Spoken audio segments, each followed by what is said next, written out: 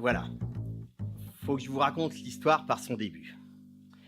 Depuis quelque temps, je crêchais chez Mimi, mon pote le ferrailleur. Et il s'était retiré à la campagne et vivait là avec Georgette, sa bergère. Il m'avait hébergé vu que depuis ma sortie de Fleury, je savais pas quoi faire de mes 10 doigts. Et j'en avais ma claque d'errer dans la nature. Mimi il m'offrait le clos et le couvert. Alors en échange, je lui filais un coup de main à la ferraille.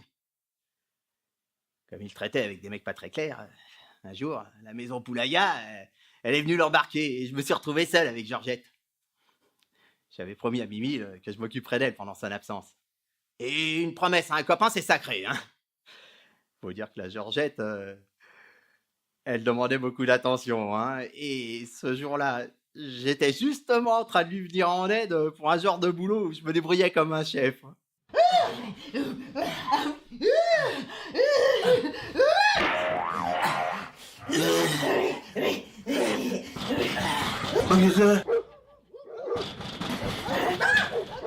Ciel, mon mari! Bah tu dérailles ou quoi? Crois-moi qu'après la connerie qu'il a faite, il est pas prêt de sortir des baumettes, ton Mimi. C'est un emmerdeur. Tu vas voir comment je vais te l'accueillir.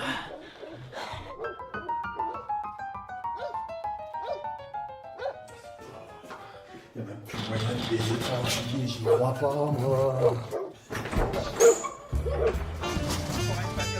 J'étais décidé à faire la fête à ce gêneur. Logique. J'aime qu'on respecte mon intimité. C'est quand j'ai aperçu la dégaine de bourgeois du type que j'ai vu vraiment rouge. Si c'est pour de la ferraille, c'est bon. Sinon, de l'air! Soudain, j'ai repéré son chrono et ses pompes en croco.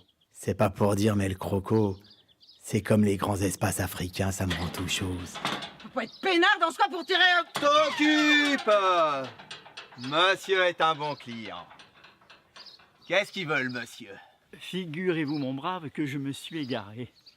Et comble de malchance, ma Jaguar est en panne, sur la route, au bout du sentier.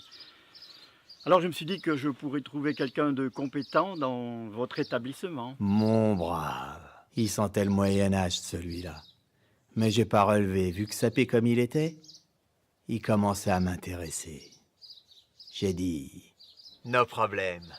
Je vais arranger ça illico.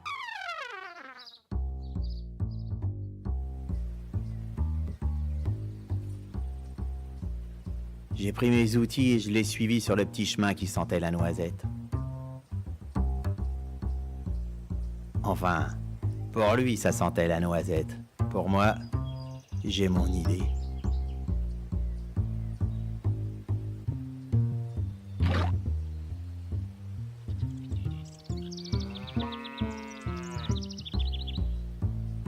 En écoutant ces imparfaits du passé antérieur, j'ai réalisé qu'on n'était pas du même monde.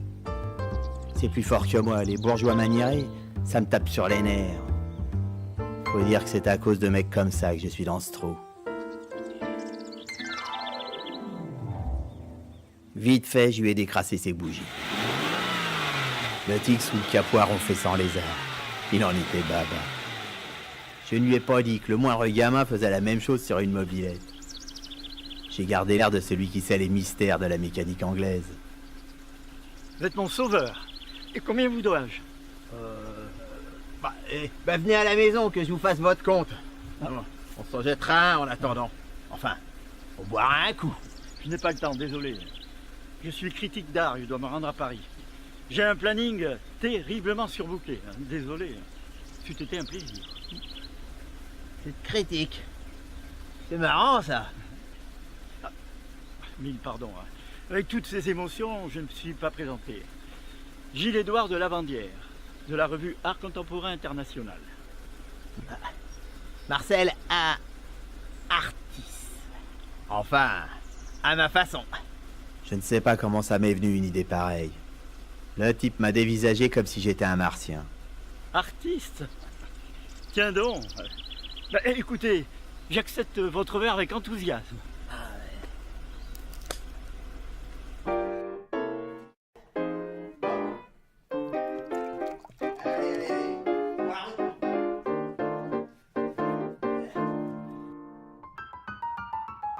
On a bu un coup de mon GVR.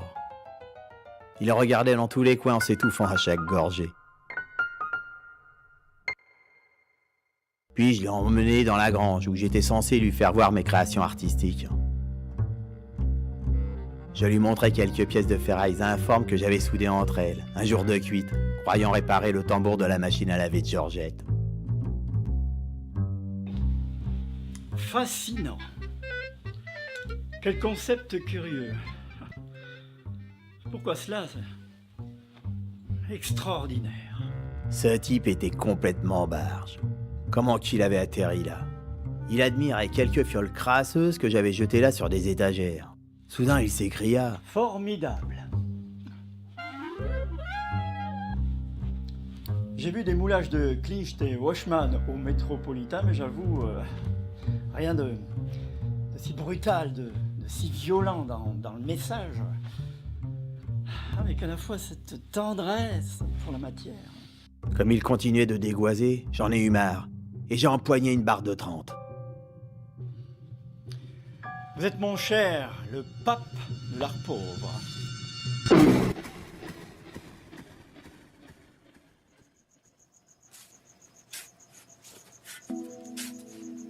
En creusant le trou pour enterrer l'intello, une drôle d'idée m'est venue.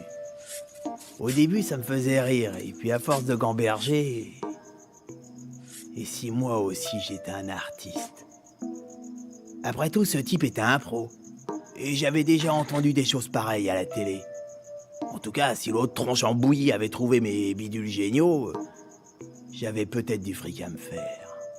J'ai caché la Jaguar sous une vieille bâche derrière la grange. Puis j'ai inhumé le corps. Des pompes en croco. J'en rêvais depuis si longtemps. Pour pas qu'il s'enrhume, je lui ai refilé mes godasses.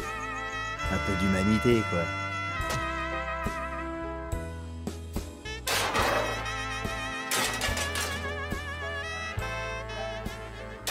Dès le trou rebouché, j'ai entassé dessus une tonne de débris.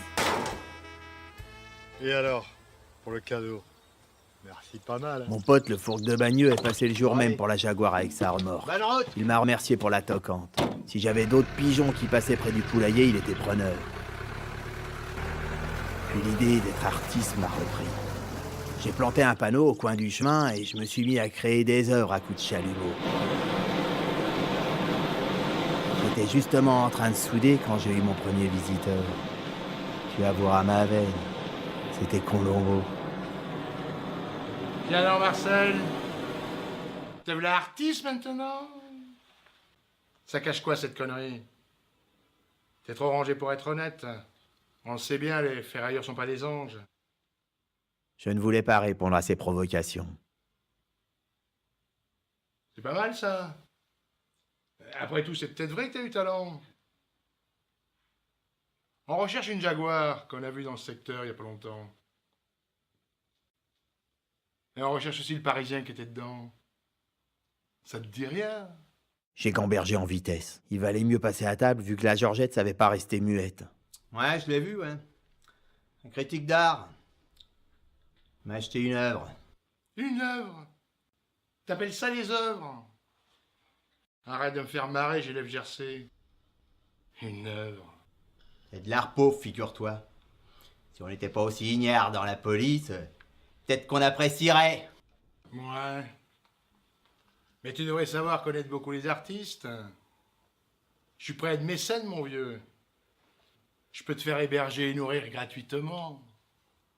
Surtout que c'est bizarre. C'est juste le jour où tu poses ta plaque d'artiste que l'autre disparaît.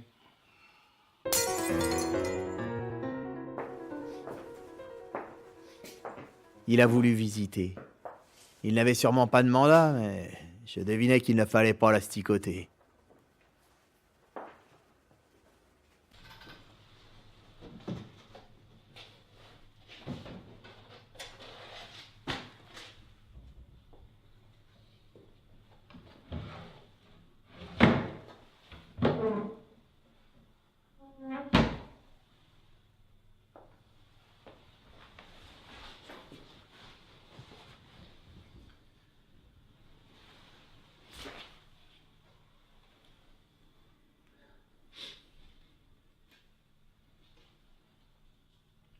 Ça paye la ferraille?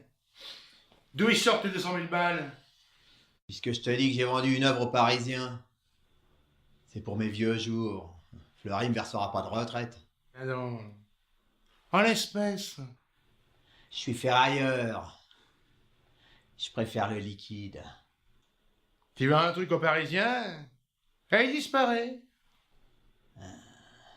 Il m'a dit que c'était pour un collectionneur. Brésilien. Arrête. Les seuls Brésiliens de ton entourage, c'est pas ça qu'elle collectionne, les chéris. Allez, je te laisse à tes ouvrages. Mais fais gaffe. Tu sais, les conneries, c'est comme les impôts. On finit toujours par les payer. On raccompagne pas, je connais le chemin. Salut l'artiste.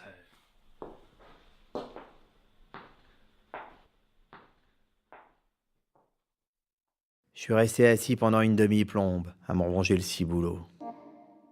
Je me disais que ça commençait à sortir craignos. Et puis, je me suis ressaisi. Après tout, il pouvait rien savoir et il faisait que parader. Le lendemain, un autre fouille-merde est arrivé. Un journaliste sûrement chouï avec les flics. Il m'a interviewé et m'a pris en photo. J'ai fait ma star sans me méfier. La semaine suivante, il y a eu un plein article en première page du Canard avec ma photo et celle du Parisien. L'article précisait que le célèbre critique de Machin Chaud se dorait la pilule au Brésil, après avoir acheté un de mes trucs 800 000 balles. Et puis, il y a eu la télé locale et des radios. Georgette n'en croyait pas ses yeux à voir défiler tant de monde. Et puis, il y a eu la fille de la galerie. Elle m'a demandé de faire un vernissage chez elle. Moi, je croyais que c'était un boulot pour repeindre ses murs, mais elle m'expliquait que c'était une exposition de mes trucs avec un apéro, et que je pouvais me faire pas mal de fric. D'habitude, j'ai le nez. Mais là, je n'ai pas senti le roussi.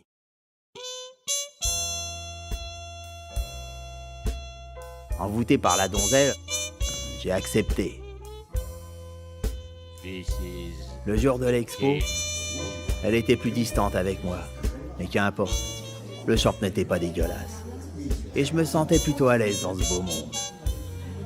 Jusqu'à ce que...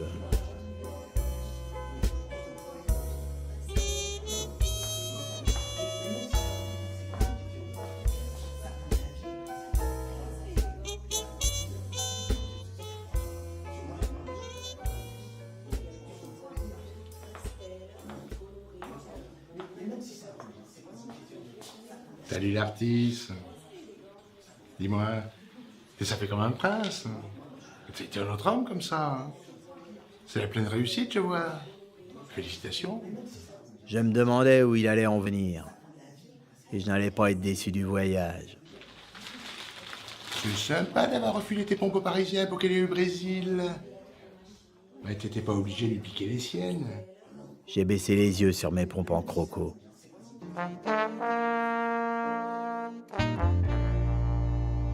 Si je vous raconte tout ça, c'est que je veux vous demander une faveur. Voilà, monsieur le directeur. Si je pouvais aller à l'atelier poterie plutôt qu'au couronne mortuaire ou au canage des chaises, ça m'arrangerait drôlement. Parce que je suis un artiste. Et parce que dans 20 ans, j'aurais perdu la main. Alors, s'il vous plaît, monsieur le directeur, je peux aller à la poterie?